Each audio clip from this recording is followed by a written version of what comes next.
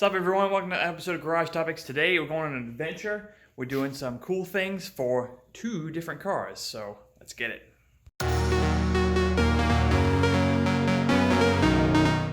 One-man band here. I have a transmission for the LTD, which is located out in the barn there. So this is actually a core. I'm going to go pick up the new transmission and turn this in.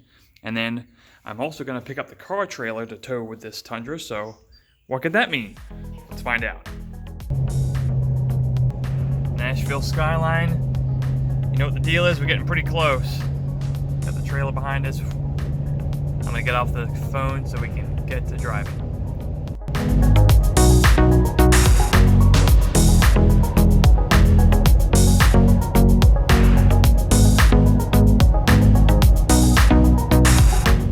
Alright, it's the next day. I always get tongue-tied trying to videotape when I'm buying something, and I don't want to screw up my purchase price because I'm trying to get good deals. It's the next day and I finished getting the new purchase off the trailer. You've already seen the title, so you know what it is, but take a look at this thing. It's pretty fresh.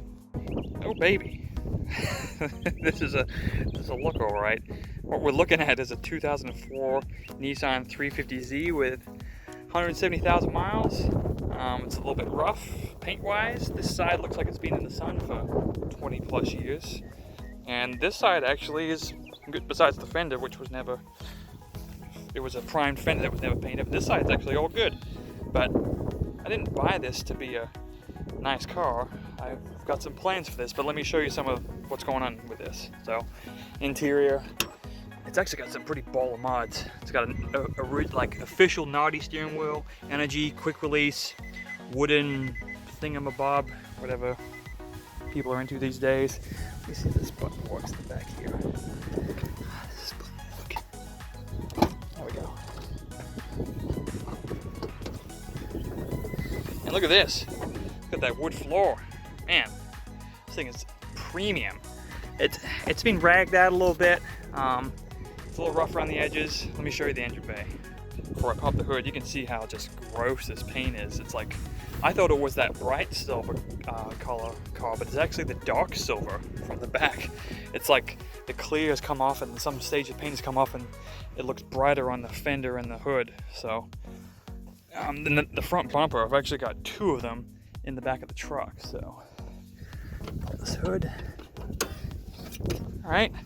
Stock engine bay, pretty nasty. It's got a new battery. I'm hoping the engine's healthy, but we'll find out here shortly if it is or not. I hope I don't have any head gasket issues, but find out. It's stupid low. Like, the contraptions that I had to do to get this off of the trailer was crazy because it just destroyed something, and it actually ripped the exhaust off this car from the previous owner. So, because it's so low, these like camber adjustment plates were hitting the body, so we cut the panels out, which would have float your boat. You can see it's just been dented in because of it. So if I can adjust these coilovers, which I'll look at them here in a second, I think I know the brand. If I can adjust them, they'll be raised up instantly. But it's missing oxygen sensor because it got ripped out because it's so low. But got new ones of those. I got a new exhaust. I got a new bumper, and a bunch of good stuff to make this somewhat more worthy of driving. The steering wheel looks nice, but it doesn't really fit the vibe of this car, so I'm hoping to sell this.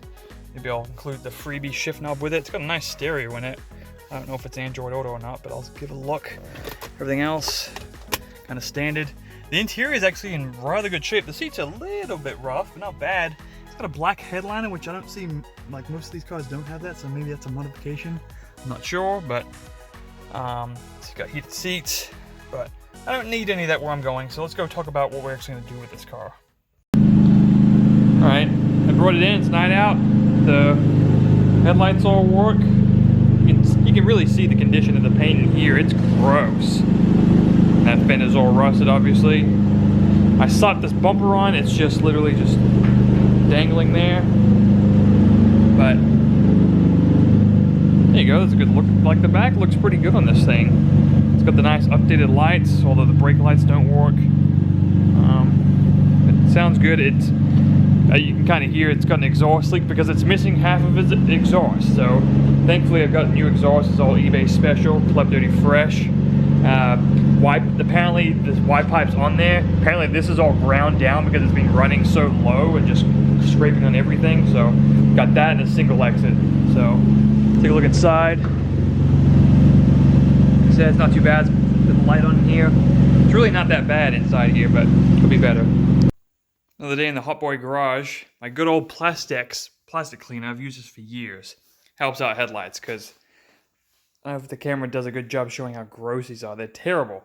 So I haven't touched this side. I literally spent a minute touching this side, and boom! I cannot believe that. Let's take a look from afar. That's a polished one, and then that is not. So it works. I have no bad feelings about doing this. I might sell these headlights because these headlights are actually pretty nice now. They're HIDs, so this car really doesn't need them. So see if we'll sell them maybe, see what they're worth, and if they're worth money, we'll sell them and get something different. But yeah, just taking the wheels off right now, taking a look down here. We'll get a deeper look down here in a second, but pretty hot boy. Just been wrenching out here. I actually got all of the suspension fixed, so it was super low, and I'll show you here in a second how bad it was, how low. So I had to take the whole coilover off, which on the back was literally 3 bolts. It popped right out, and then I lowered it on the back. I raised it up. I raised it up 5 turns on the back and 6 on the front because the front was so low. So I don't know how much, if that was too much or too little, but thankfully all of the threads on the coilovers were free, so that made my life easier. So I did that to the back and also to the front because it was super low. Again, very easy. I had to take the strut bar off, but that's about it. So it was so low that take a look at this stock exhaust. Just wasted. It just was like so low. Like that might have been what got stuck in my trailer, or what was getting just dragging on the ground anytime you drove it. It was so low. So low that this got messed up, and then the coupler bit here to bolt it to a cat back completely ripped off. So thankfully the previous owner threw in a friggin' sweet Club Dirty Fresh eBay exhaust. And I'll get into a spiel later, but actually I'll show you right now. These are the gaskets that came out underneath. They're super rusty as far as these bolts go. Like those were gnarly. I thought for sure those were gonna snap, but I'm not getting paid or sponsored by Milwaukee, but they should. This bad Larry zapped them right off. Like I thought for sure they were gonna snap, and all 4 of them came out perfectly fine. So hashtag blessed. The cats are still on it. They're scraped up a little bit. They may actually be coming through here. I'm not sure, but we'll bolt up that really nice and shiny premium eBay exhaust. I gotta rewire the oxygen sensors because look at that monstrosity there. It ripped off when the exhaust ripped off. So lots of small things, but otherwise not too bad. It's just rusty and gross from dragging. So we'll spray some paint on the bottom, but other than that, it's pretty good underneath here. We got the exhaust all buttoned up, and it sounds great. It looks super ricery, but whatevs. It actually sounds very good. And I actually had to go up to 6 notches in the back. So 6 up in the front, 6 up in the back, which spins. And it seems like it's a pretty good ride height now. It's still super low, don't get me wrong, but this should be able to get in a trailer now. So, Club Dirty Fresh. Alright, so what's my plan with this car? So I'm actually going to autocross this thing. Blah, kidding. I'm actually going to drift this car. I've watched drifting for so long, thoroughly enjoy it. Whenever I'm driving the Corvette on autocross, I secretly want to drift it around corners, even though that's not quick. And then just driving around town, like when it's wet out, it's kind of fun. Obviously not so good sometimes, but that's what I want to do. And I wanted a car that was kind of rough, and this is obviously super rough. It's sad. I'm sure at one point in time this was a pretty good car, but not today. It's got some decent mods on it already. I'm going to do some other mods to get it good to go, but I'm not going to register this to drive it on the street. I'm just going to take it to events to do drifting and hopefully get more practice over time. But I'm going to take you guys with me throughout the journey. I'm going to outline the exact process of what it takes to get into drifting. You could make this a roadworthy car, but I've got other cars registered and I don't want to have too many registered. So I'm going to go through this whole process. I'm going to basically assume it's a street-ish car, but we're going to make some modifications that are going to really be focused on drifting, because you try and make a daily driver nice, but then you want it to be a race car. It doesn't work. You got to really pick one or the other. So I'm going to go towards race car on this thing. I've always liked these cars. I've always had an eye out before I got my S2000, I thought thoroughly about getting one of these and test drove a couple, but here we are. I'm glad I got it. So fingers crossed everything's okay with the car. Next episode, we're gonna actually look over this thing, make sure everything's all right, because I looked at it for a little while and I've got some slight issues with it. I'm hoping they're easy to fix, but we'll find it out together. Thanks a lot for watching. Really appreciate it. Feel free to just please subscribe, comment, like on this video.